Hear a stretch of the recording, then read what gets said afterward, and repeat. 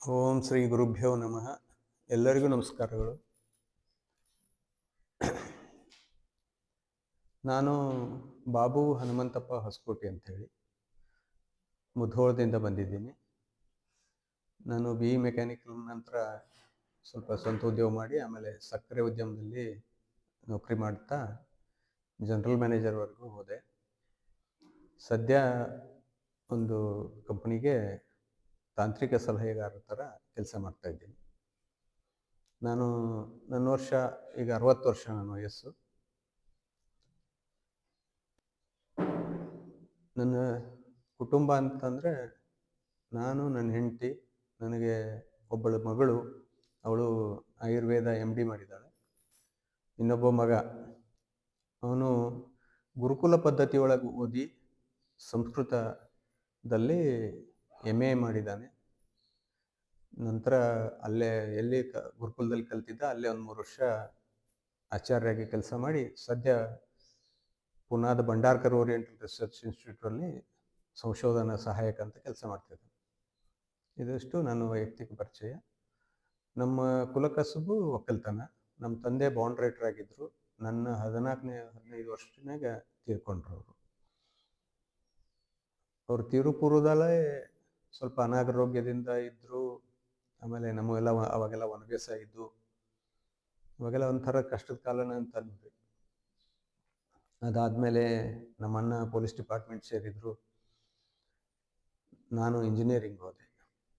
Engineering ಮಾಡಿ ಅವಾಗೆಲ್ಲ ಇವತ್ತಿನ ನಮ್ಮ ಕಂಪೇರ್ ಮಾಡಿದರೆ ಈ ಪ್ರೈಮರಿ ಎಜುಕೇಷನ್ಗಿಂತ ಕಡಿಮೆ ಖರ್ಚಿನಾಗ ನಮ್ಮದು ಇಂಜಿನಿಯರಿಂಗ್ ಮುಗೀತು. ಇಂಜಿನಿಯರಿಂಗ್ ಆದಮೇಲೆ ಸ್ವಂತ ಉದ್ಯೋಗ ಮಾಡ್ಬೇಕಂತೇಳಿ ಗದಗ್ ಹೋದೆ. ಗದಗ್ನಲ್ಲಿ ಸ್ವಲ್ಪ ದಿನ ಇದ್ದು ಮೋಟರ್ ಡ್ರೈವಿಂಗ್ ಸ್ಕೂಲ್ ಸ್ಟಾರ್ಟ್ ಮಾಡಿದ್ದೆ ಅವಾಗಲ್ಲಿ. ಆ ನಂತರ ಅಲ್ಲಿ ಸರಿ ಆಗಲಿಲ್ಲ ಅಂಥೇಳಿ ಊರಿಗೆ ಬಂದು 2-3 ವರ್ಷ ಕೃಷಿ ಮಾಡೋಕ್ಕೆ ಪ್ರಯತ್ನ ಮಾಡಿದೆ. ನಮ್ಮದೊಂದು 20 ಎಕರೆ ಜಮೀನಿತ್ತು, ನಮ್ಮದು ನಮ್ಮ ಅಣ್ಣನ ಸೇರಿ.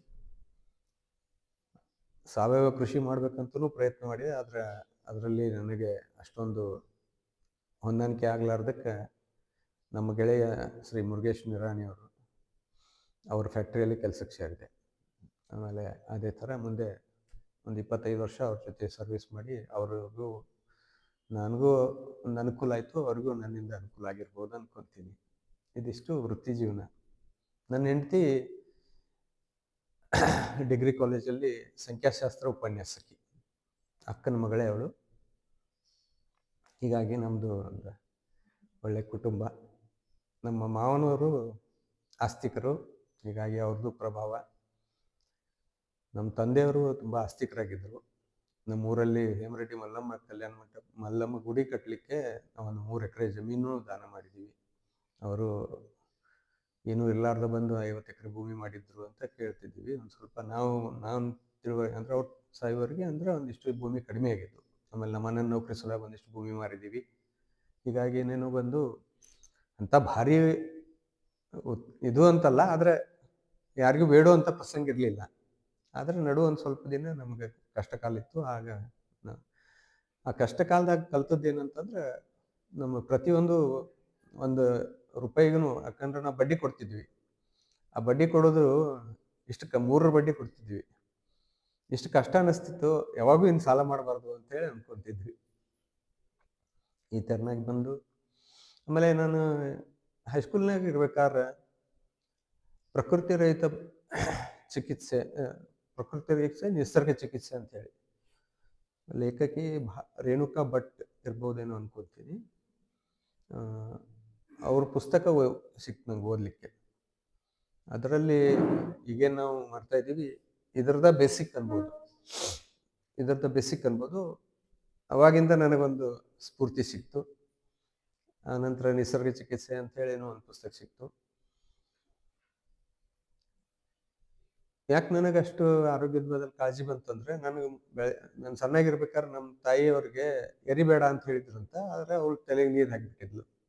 ಅವಾಗಿಂದ ನನಗೆ ಸಿಕ್ಕಾಪಟ್ಟೆ ಕೆಮ್ಮು ಬರ್ತಿತ್ತು. ಕೆಮ್ಮು ಅಂತಂದರೆ ಅದೇನು ನೋಡಂಗಿಲ್ಲ ಅಂಥ ಕೆಮ್ಮು.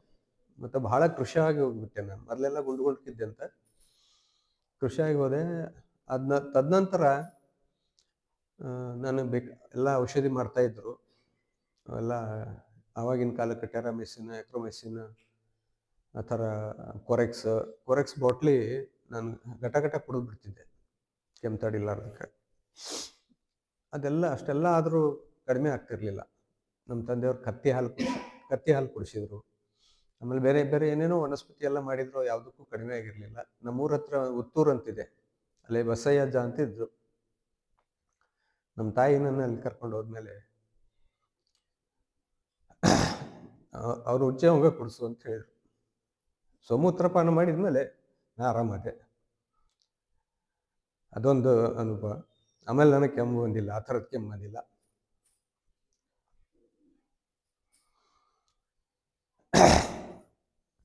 ಆಮೇಲೆ ಉದ್ಯೋಗದಾಗ ಎಲ್ಲ ಈಗಂತೂ ಎಲ್ಲ ನಮ್ಗೆ ಎಲ್ಲ ಥರ ಚೆನ್ನಾಗಿದೆ.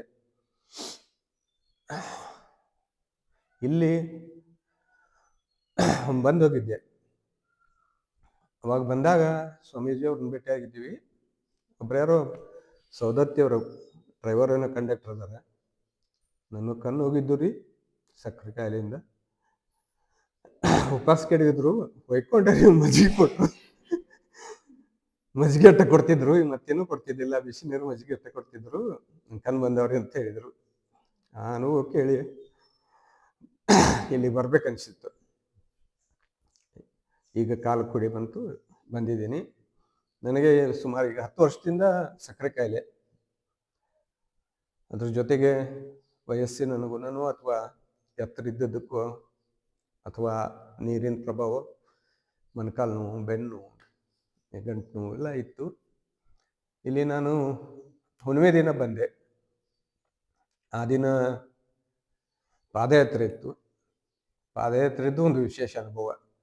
ಸ್ವಲ್ಪ ಜನ ಇದ್ರಂತ ಕೇಳಿದೆ. ಸ್ವಲ್ಪ ಜನ ಇದ್ರೂ ನಾವು ಒಬ್ಬಂಟಿಗರ ಅದೀವನು ಹಂಗೆ ನಡ್ಕೊಂಡು ಹೋದಾಗ ಅದರ ಅನುಭವ ಬಹಳ ಸರಿ ಆಗ್ತೈತೆ ಅಂತೇಳಿ ನಾನು ಬೇರೆ ಬೇರೆ ಪಾದಯಾತ್ರೆ ಒಳಗೆ ಭಾಗವಹಿಸಿದ್ದೀನಿ. ಪಾದಯಾತ್ರೆ ತುಂಬ ಒಳ್ಳೆಯ ಅನುಭವ. ಅದೊಂದು ನನಗೆ ಅವಕಾಶ ಸಿಗ್ತಿಲ್ಲ. ಮರುದಿನದಿಂದ ನಾನು ಇವತ್ತು 9ನೇ ದಿನ. ಇಲ್ಲಿ ಏನು ಹೇಳಿದಾರ ಅದೇ ಆಹಾರ ತಗೊಂಡು ನಾನು ಸುಮಾರು 4 kg ಅಷ್ಟು ತೂಕ ಕಡಿಮೆ ಮಾಡ್ಕೊಂಡಿದ್ದೀನಿ.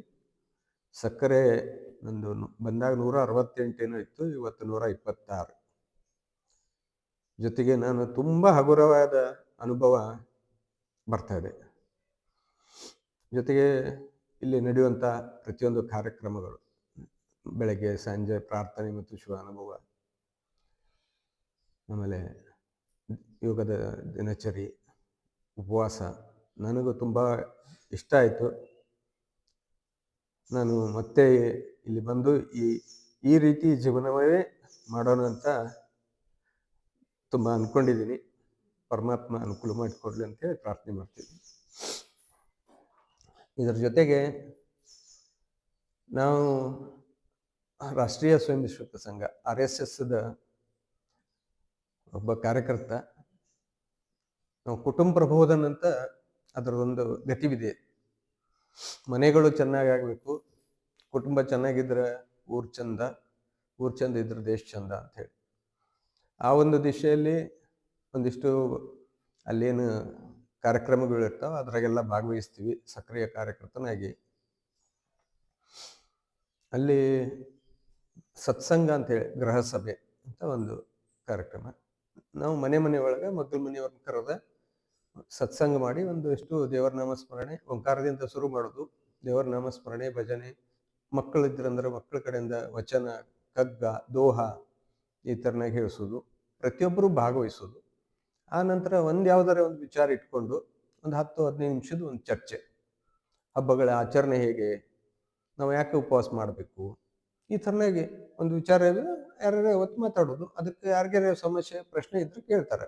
ಇಲ್ಲ ಅಂತಂದ್ರೆ ಒಂದು ಸಣ್ಣದ ಸಕ್ಕರೆ ಪುಟಾಣಿನೋ ಏನೋ ಒಂದು ಮಾಡಿ ಶಾಂತಿ ಮಂತ್ರ ಮಾಡಿ ಪ್ರಸಾದ ವಿತರಣೆ ಮಾಡಿ ಹೋಗೋದು. ಇದಿಷ್ಟು ಸತ್ಸಂಗದ ಒಂದು ರೀತಿ. ಇದ್ರ ಜೊತೆಗೆ ನಾವು ಹೊಸದಾಗಿ ಮದುವೆಯಾದವ್ರಿಗೆ ನವದಂಪತಿ ಕಾರ್ಯ ಅಂತ ಮಾಡ್ತೀವಿ.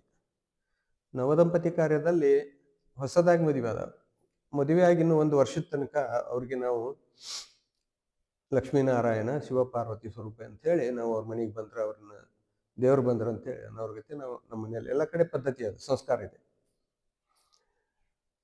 ಅವರಿಗೆ ಮದುವೆ ಆಗೋದು ಬರೇ ಒಂದು ಅವ್ರ ಸ್ವಂತದ ಇಚ್ಛೆ ತೀರಿಸೋ ಸಲುವಾಗಿ ಅಲ್ಲ, ಅವರು ಸಮಾಜಕ್ಕೆ ಏನು ಕೊಡಬೇಕು ಅನ್ನೋ ಒಂದು ದೃಷ್ಟಿಕೋನ ಕೊಡ್ಬೇಕಂತ ಹೇಳಿ ಅವ್ರನ್ನ ನಾವು ಕರೆದು ಬೆಳಗ್ಗೆ ಅವ್ರನ್ನ ಪಾದ ಪೂಜೆ ಮಾಡಿ ಕರ್ಕೋತೀವಿ. ಹಿರಿಯರ ಪಾದ ಪೂಜೆ ಮಾಡ್ತೀವಿ.